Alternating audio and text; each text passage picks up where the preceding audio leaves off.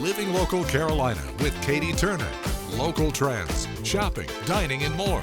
This is Living Local Carolina. This story is sponsored by Plexiderm. All right, everyone. I have my friend Annette back in the studio today. We're going to talk about Plexiderm skincare. It's one of our favorite things to talk about. It is absolutely my favorite thing to talk about. Thank God for Plexiderm. It really turns back the clock, makes you feel like your best self. So many people in my family use this product because it's simple, easy, and effective. And what we're looking at here are before and afters and the dramatic results you can expect to see when you use Plexiderm. Not only makes you look more refreshed, but it's a confidence booster, Katie, because let's face it, when you look good, you feel good. And this is Samantha. She started at a very young age with the puffiness, the dark circles. And this just goes to show you at the first signs of aging, you can benefit from using Plexiderm. It makes you look more refreshed, more youthful, like you had the best sleep of your life. Finally, a product that works as advertised. I love it. And of course, it works on different areas of the face too. It's not just for the forehead or around the eyes. You can use it kind of everywhere. Yes, everywhere, even the chin, mouth, and neck area. How many times have you seen somebody that you look at their face, it looks youthful, but the neck really ages us? The good news is Plexiderm works there too. I also have very sensitive skin. It has never bothered me once because they take silicates from this shale clay right there. And what it does is it creates an invisible layer that tightens and smooths the skin right before your eyes. If you've never used it, you need to watch it happen for the first time.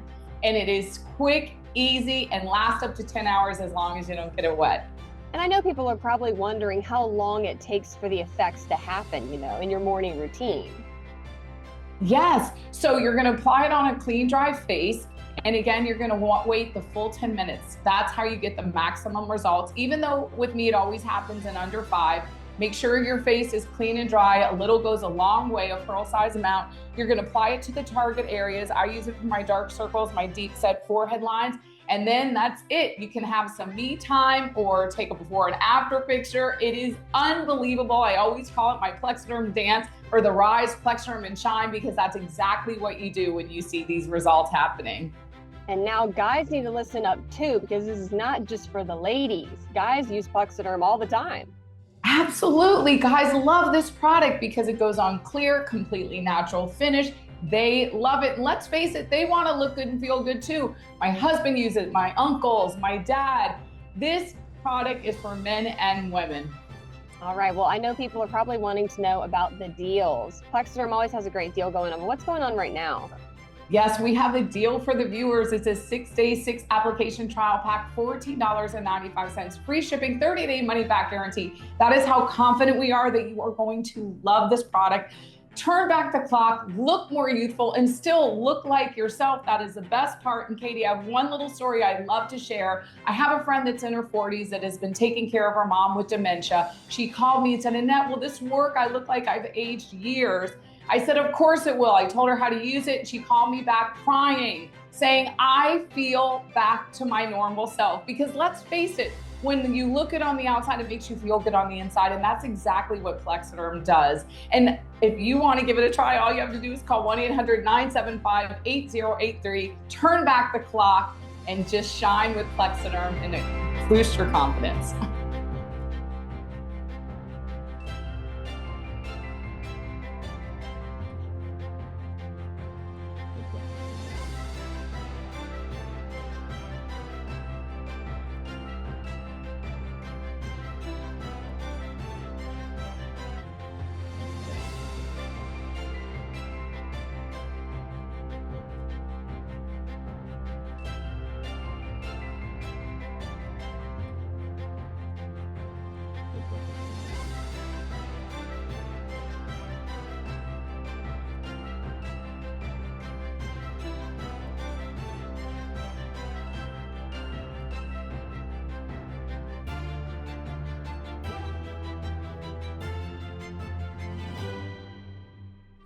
This story is sponsored by Plexiderm.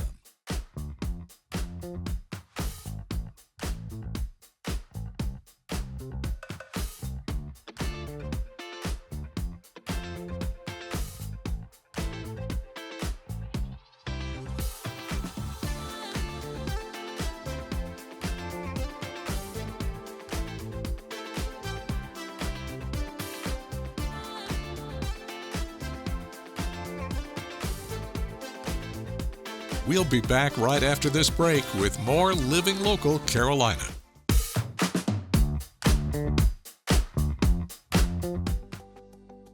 This segment is sponsored by AMR Clinical. Hey guys, welcome back to Living Local Carolina. Today I have a topic that I have never talked about on Living Local before. We're talking about HS, and I'm joined by Dr. Coakley and Mr. Brown. Can you guys kind of tell everybody what you do and why you're here today? Yeah, thanks for chatting with us this morning. So, board-certified dermatologist and principal investigator for clinical trials for HS, or hidradenitis suppurativa. It's a lot easier to say HS.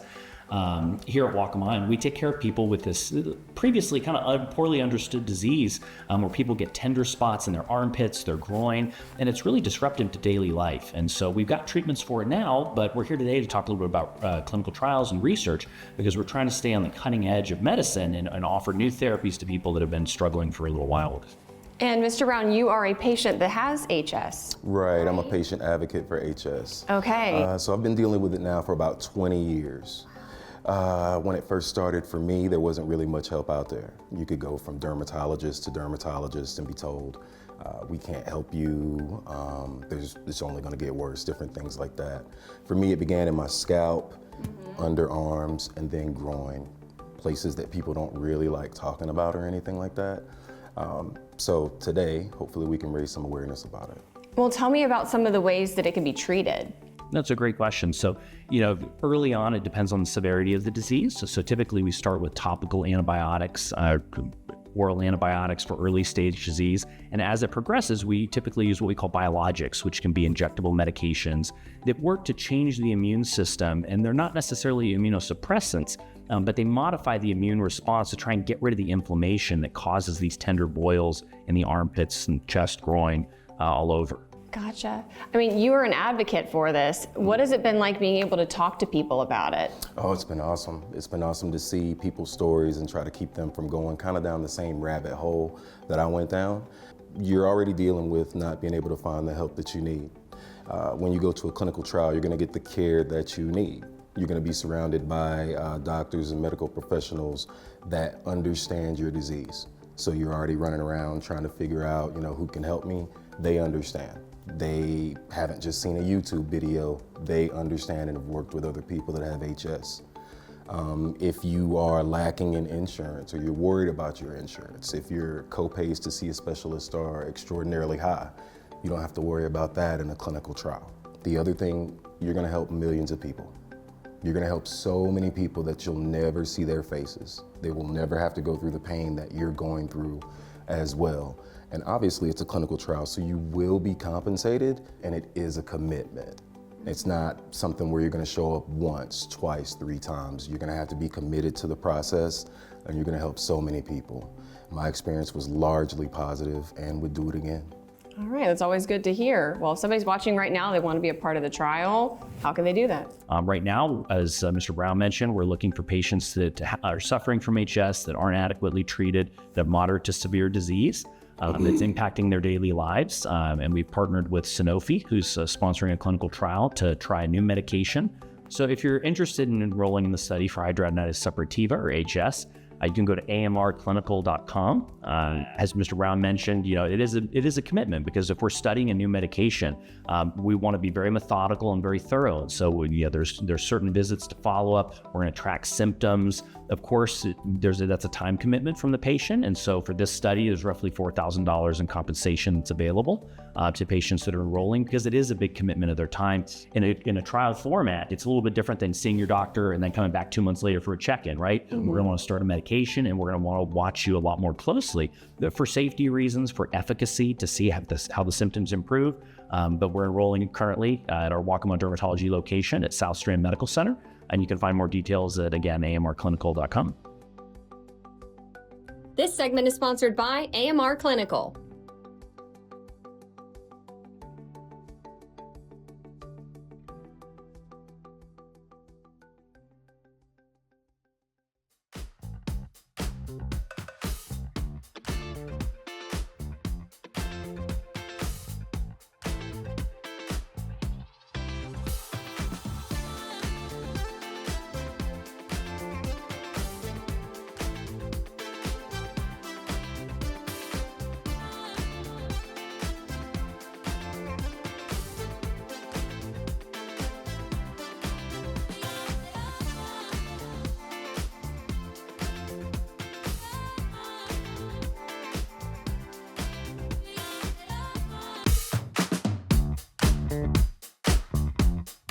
Well, thanks once again for joining us today on Living Local Carolina. I'm Katie Turner, and I'm wearing pink for a reason today. I'm joined in studio by Michelle Apple. How are you? Fantastic, thank you.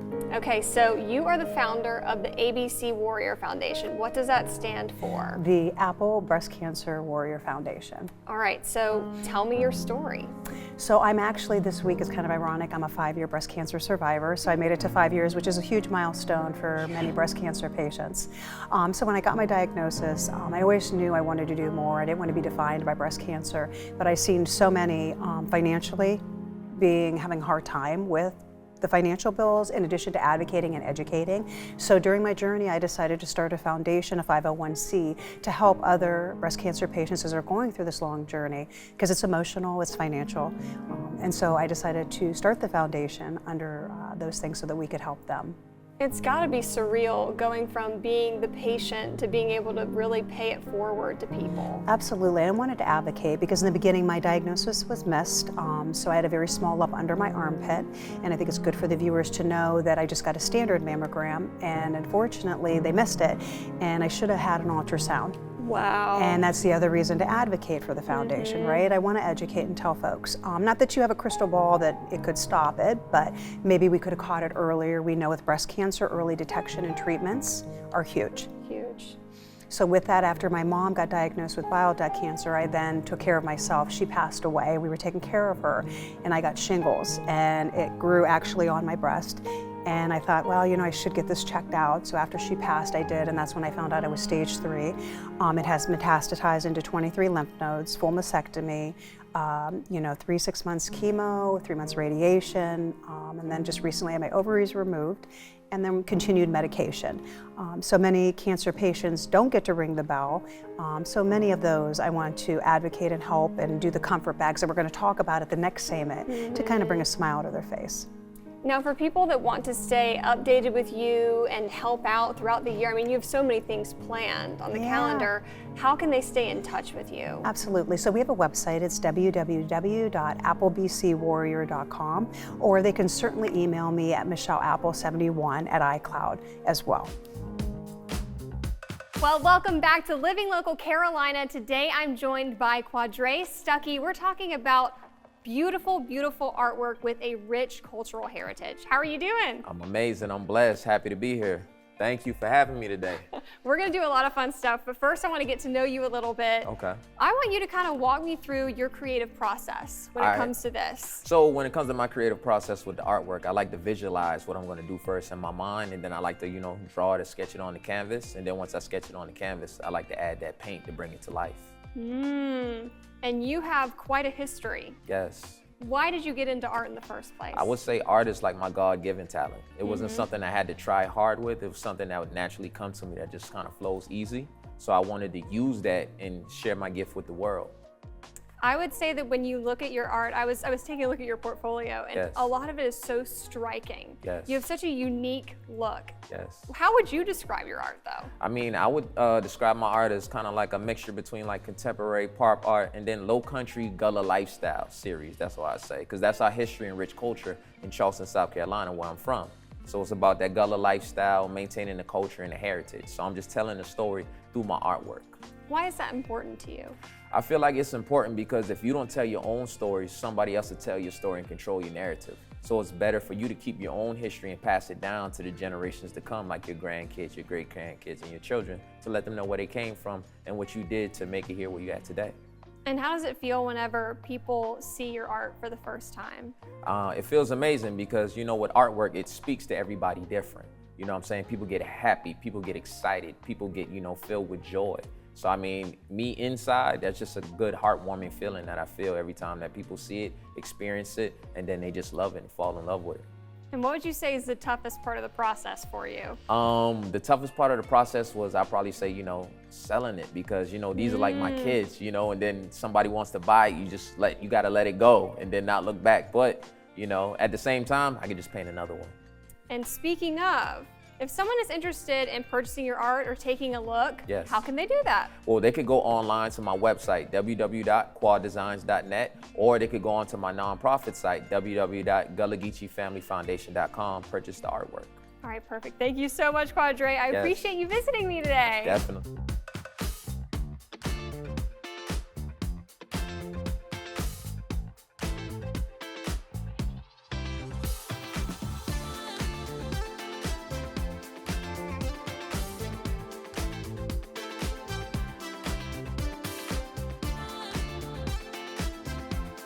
We'll be back right after this break with more Living Local Carolina.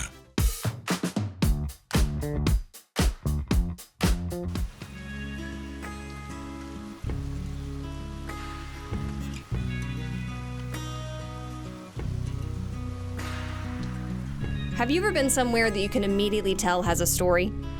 Rain is falling over the 40 sprawling acres of Freewoods Farm. 40 acres and a mule named Maggie. Farmer Smalls invites me to sit by the fire, and I'm all ears. Well, Freewoods Farm is a living farm museum. And we tell the story of the role of farming in African American history after the Civil War. At the end of the Civil War, you had almost 4 million newly freed slaves. And of course, we've been in slavery for about 2.5 centuries of slavery in the United States. Despite their newly found freedom, the majority of these individuals were left with no education, no money, or even somewhere to go. And the big question in the country at the time was, what are you going to do with these 4 million people? Well, this became a problem for General Sherman because you had a lot of emancipated people following the Union Army in order to get food and to get away from those plantations. So what he did, he took a strip of land stretching all the way from Charleston down to Florida that he called captured land. It's land that his military had captured. He took that strip of land, chopped it up into 40-acre lots, and gave each family 40 acres. And black people were very excited about that because they had a farm. They had 40 acres. Well, of course, Lincoln was assassinated. The new president came in and was soon decided that under the Constitution, the government can't take land from one person and give it to another. The government can take land, but only under the power of eminent domain. And under the power of eminent domain, the government has to pay for it. And just like that, countless black families had to give up their new land. And that was a very sad chapter because they had planted the fields and had crops growing, and they had to leave those farms. Now, I think it's important to point out that a few were able to keep the farms, and that was because of some sympathetic whites, and some worked out terms that the newly freed slaves could manage, and they could pay for it over a period of time. But basically, they didn't get the 40 acres. Freewoods Farm represents that 40 acres they didn't get. Freewoods Farm was one of those rare situations where the newly freed slaves could work out a deal to pay for the farm. 2 more generations of black farmers worked tirelessly, growing crops like rice and even producing turpentine. But it was this 3rd generation, the grandchildren of the original settlers. They served in the First World War, and they used their monies earned in the First World War to buy up the rest of the land in this area. So what we do here at Freewoods Farm is we tell the story of what they did, what those black farmers did during that first century of freedom. Like Farmer Smalls said, a living museum where pictures, videos, and even interviews can't fully capture how it feels to stand on its soil and listen.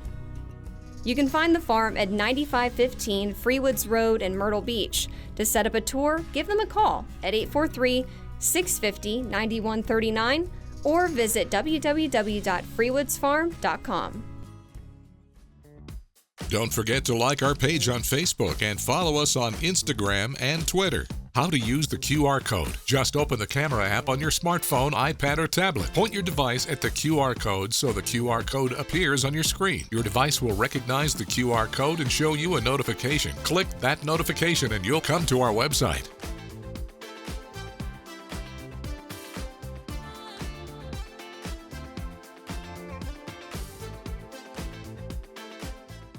Living Local Carolina, weekday mornings at 9:30 on WBTW News 13.